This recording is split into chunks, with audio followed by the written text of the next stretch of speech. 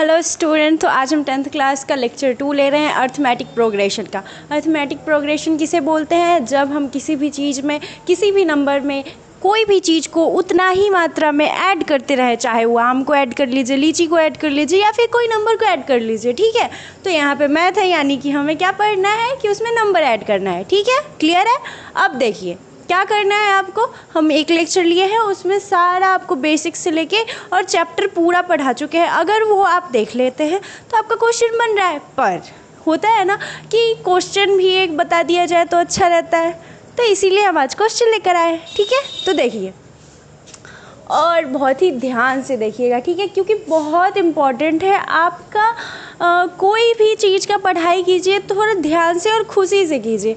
जो चीज़ आप खुशी से करते हैं ना, वो अगर आप मेहनत ना भी करें ना और वो खुशी से उतना ही काम कर रहे हैं तो वो आपका बहुत ज़्यादा रोल प्ले करता है। ठीक है, तो इसलिए आप क्या कीजिए कि खुशी से सब चीज़ कीजिए। ठीक है, पढ़ाई हमेशा खुशी से करनी चाहिए, मेहनत हमेशा शांति से करनी चाहिए कि हम जब सक्सेस हों तो खुद हल्ला मच जाए, खुद सारी दुनिया में खुशियाँ फैल जाए। ठीक है, ये आप क्लियर रखिएगा अपने माइंड में कि हमेशा पढ़ते रहना चाहिए। थोड़ा थोड़ा ही पढ़िए, ज़्यादा नहीं पढ़ने के लिए हम बोल रहे हैं, आप थोड़ा थोड़ा पढ़िए और देखिए आपका रिजल्ट बहुत अच्छा आएगा। ठीक है, और जितने भी हम साइंस के लेक्चर लेते हैं और मैथ का लेक्चर लेते हैं वो आप देखिए, कम टाइम का रहता है पर आपके लिए बहुत इम्पॉर्टेंट है और आपको उतना भी समझ में आ जाएगा। ठीक है, तो क्लियर करते हैं इसको भी। क्वेश्चन क्या है? The sides of a right angle triangle. Right angle triangle का क्या मतलब है? एक जो कोण होगा उसका क्या होगा? एक वो कोण जो एंगल जो होगा उसका वो राइट एंगल होगा। राइट एंगल का मतलब क्या होता है? 90 डिग्री होता है। ठीक है, तो देखिए right angle triangle are in A P, then AP का मतलब क्या है? अर्थमेटिक प्रोग्रेशन, जिसमें सीरीज हो, समानांतर क्रम हो, लगातार उसमें एक ही चीज़ जोड़ा जा रहा है। कोई अगर नंबर दिया हुआ है तो उसमें वही चीज़ें फिर से रिपीट करके वही चीज़ें जोड़ के नई सीरीज बन रही है। जैसे 2, 4, 6, 8, तो सिर्फ में क्या जुड़ रहा है? 2 जुड़ रहा है ना। वैसे ही अगर हम 2 आम, 4 आम, 5 आम, 6 आम ऐसे करके जाएंगे तो क्या उसमें जुड़ रहा है? आम जुड़ रहा है ना, और 2 जुड़ते जा रहा है। वैसे ही करना है हमें मैथमेटिक्स में।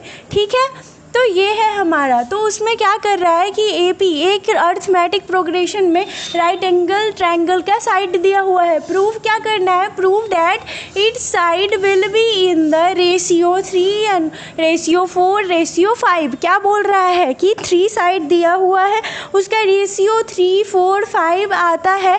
ये आपको प्रूफ करना है। ठीक है, प्रूफ करना है, तो इस पे ध्यान देंगे। तो राइट एंगल ट्रायंगल है, सबसे पहले आप ड्रॉ कर लेंगे। अगर कोई मैथ में दे रहा है क्वेश्चन तो आप ड्रॉ करेंगे और ज़्यादा दिमाग लगाने की ज़रूरत नहीं है। आप जब भी मैथ में दिमाग लगाएंगे और ज़्यादा उसमें इंटरफेयर करेंगे, उसको टफ समझेंगे, उतना ज़्यादा टफ होते जाएगा। आप समझिए कि कुछ है ही नहीं। क्वेश्चन आए सामने, उसे खुशी बनाइए और उसे सॉल्व कीजिए, आपको कभी भी दिक्कत नहीं होगी। ठीक है, हम बोल रहे हैं ऐसा। तो 3 रेशियो 4 रेशियो 5, हम खुद एक स्टूडेंट हैं इसलिए आपको यह समझाते रहते हैं। These are in the 3 terms. देखिए क्या बोल रहा है, अगर 3 साइड है इसमें तो 3 टर्म्स वाले लेंगे। तो 3 साइड के लिए अगर 3 टर्म्स, हम क्या बोलते हैं? फॉर्मूला याद मत कीजिएगा। ठीक है, हम बताते हैं कैसे फॉर्मूला जनरेट करते हैं। ऐसे तो आप याद कीजिए, पर यही होता है कि एग्ज़ाम टाइम में भूल जाते हैं। हम भी भूल जाते थे, पर यही था कि हम ऐसे जनरेट कर लेते, फॉर्मेशन कर लेते थे। तो हमें क्या सॉल्यूशन में लिखना है? These are in 3 term AP. क्या कर रहा है कि 3 टर्म है, 3 अगर साइड्स है तो उसको जब एपी के सिचुएशन में लिखेंगे तो उसको क्या बोलते हैं? टर्म्स। ठीक है, टर्म्स। तो एपी के टर्म्स में 3 एपी लिख रहे हैं तो उसको क्या मानेंगे? जैसे हम कोई भी मैथ का लेते हैं तो जो चीज़ हमें निकालने के लिए दिया जाता है उसको क्या मानते हैं? एक्स मानते हैं। वैसे ही यहाँ पे भी लेंगे तो क्या हमको 3 चीज़ मानना है? 3 चीज़, तो क्या बोलेंगे उसको? Let they are. वो सब क्या हो जाएंगे? तो वो हो जाएंगे एक। सबसे पहले आप बीच वाले को मानिए। जब भी आपको 3 टर्म्स में माना जाए, और यहाँ पे जो चैप्टर है उसको 3 टर्म्स में मानना है, इतना ही पे आपका ख़त्म हो जाएगा। 4 टर्म्स में मानने के लिए आपको 12th में जाना पड़ेगा, तो वहाँ तक आप मत जाइए, अभी तक 3 में रही है। तो 3 में जब माना जाएगा ना, तो सबसे पहले आप क्या कीजिएगा कि x जो बीच वाला है ना वो आप पहले लिख लीजिएगा, और उसके पहले जो क्या होगा, अगर इसको आप 0 मानेंगे तो उससे पहले क्या आता है माइनस, उसके बाद क्या आता है प्लस। तो d क्या है, डिफरेंस x हम a लेते हैं, ठीक है। तो आप ऐसे याद कर लीजिए कि a माइनस डी है, एक a है और एक a प्लस डी है। ये आप मेथड याद कर लीजिए, ठीक है। यही मेथड आपको काम आएगा, ठीक है। ये एक मेथड है, मेथड, ठीक है, कि आपको इससे याद आ जाए। तो x माइनस डी हो गया, x हो गया और x प्लस डी हो गया। ये हम लेट कर रहे हैं, मान रहे हैं। Are side of a right angle triangle. देखिए आप ट्रायंगल ऐसे भी बना सकते हैं, राइट एंगल ऐसे भी बना सकते हैं, पर अभी शॉर्टकट मत अपनाइए, कॉम्पिटिटिव एग्जाम में शॉर्टकट अपनाइएगा। यहाँ पे आप फुल लिखिए कि आपको पेज को ज़्यादा भरने में मज़ा आए, ठीक है। तो this is a right angle triangle. जैसे हम राइट एंगल ऐसे बना दिए हैं, आप ऐसा मत कीजिएगा, ठीक है। तो राइट एंगल ट्रायंगल है। तो according to Pythagoras theorem, Pythagoras theorem क्या बोलता है कि लंबे स्क्वायर प्लस आधार स्क्वायर इज इक्वल टू कर्ण square, P square plus B square is equal to H square. ये पाइथागोरस हमारा थ्योरम में बोलता है। तो इसी को हमारा 3 साइड यही है, तो इसको लेते हैं। तो x माइनस डी का स्क्वायर प्लस एक्स का स्क्वायर और plus is equal to X plus D का स्क्वायर। ये h है हमारा, b है और ये p है। क्लियर है? ये सब बहुत ध्यान से देखिएगा। फिर एक्स स्क्वायर माइनस 2dx, इसको a plus a minus B का होल स्क्वायर पे बैठाएंगे और इसको a प्लस बी के होल स्क्वायर पे, ठीक है। क्योंकि देखिए a माइनस बी का whole square, a plus B का होल स्क्वायर यही आता है। तो क्या होता है a square plus 2ab plus B square, तो माइनस है, तो यहाँ पे क्या होगा X square minus 2xd plus D square. यहाँ तक क्लियर है? ये एक्स स्क्वायर को प्लस एक्स स्क्वायर लिख दिए जैसे कि तैसा।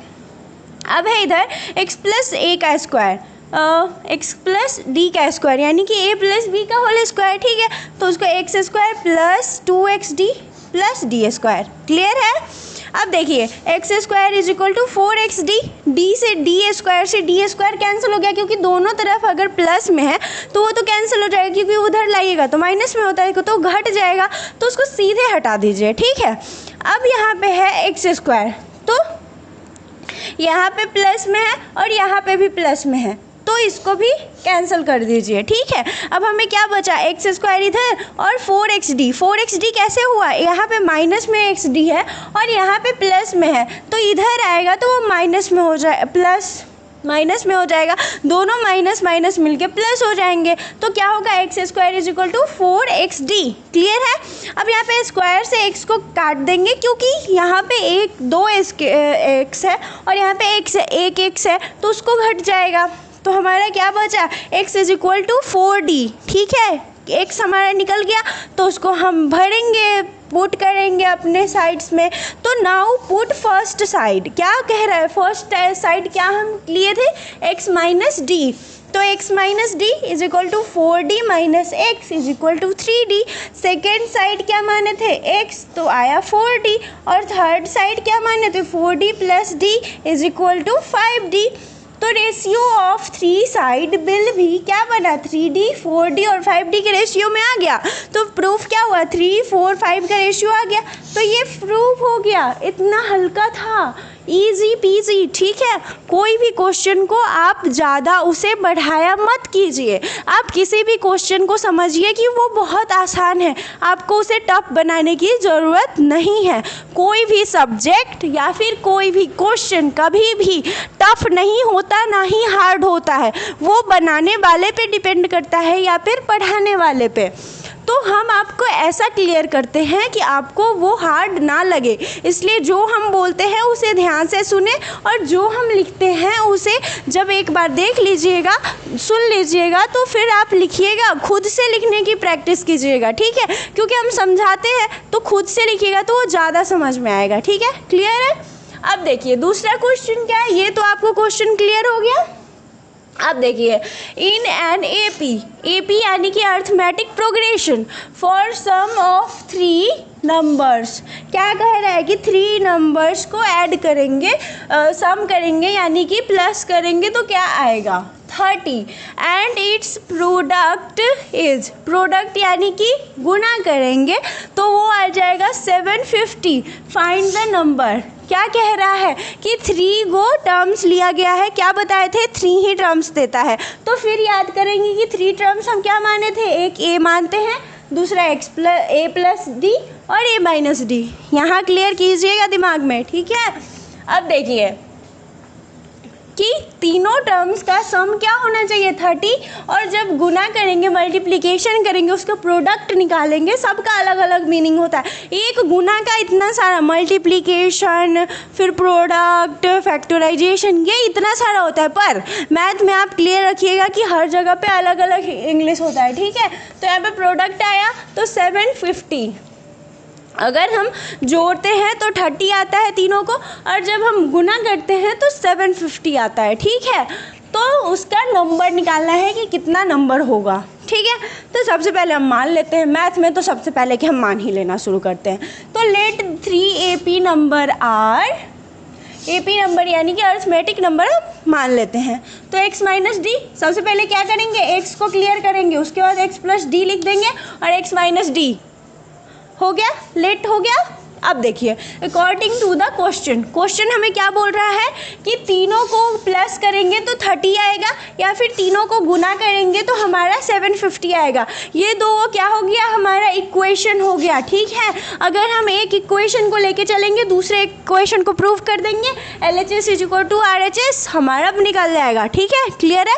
अब देखिए जब हम ए को लेंगे, एक इक्वेशन को लेते हैं फर्स्ट नंबर इक्वेशन, तो क्या बोलता है x minus D plus x plus D, ठीक है। ब्रैकेट में लिख देंगे ताकि आपको या फिर एग्जामिनर को कभी भी क्या उसको बोलते हैं, संदेह ना हो, उसका इंग्लिश अभी हमको याद नहीं आ रहा है, ठीक है। तो वो 30 आए, ठीक है, तो 30 आए, ये हमारा फर्स्ट इक्वेशन हो गया। जब सेकेंड इक्वेशन लेंगे तो x माइनस डी एक्स और x plus D is equal to क्या हो रहा है 750, ये हमारा सेकेंड नंबर इक्वेशन हो गया। तो हम क्या कर रहे हैं, प्लस वाले इक्वेशन को लेते हैं, ठीक है। अब हो रहा है x minus D plus x और x प्लस डी प्लस में, ठीक है। ये तो क्लियर है आपको। अब देखिए यहाँ पे माइनस में डी, यहाँ पे प्लस में डी, कैंसल, क्लियर है। ये क्लियर रखिए कि कैसे कैसे कैंसिल हो रहा है। अब यहाँ पे क्या बचा, 1 2 3, तो 3x is equal to 30, clear. अब देखिए x is equal to 30/3 cancel हो गया, आया 10, ठीक।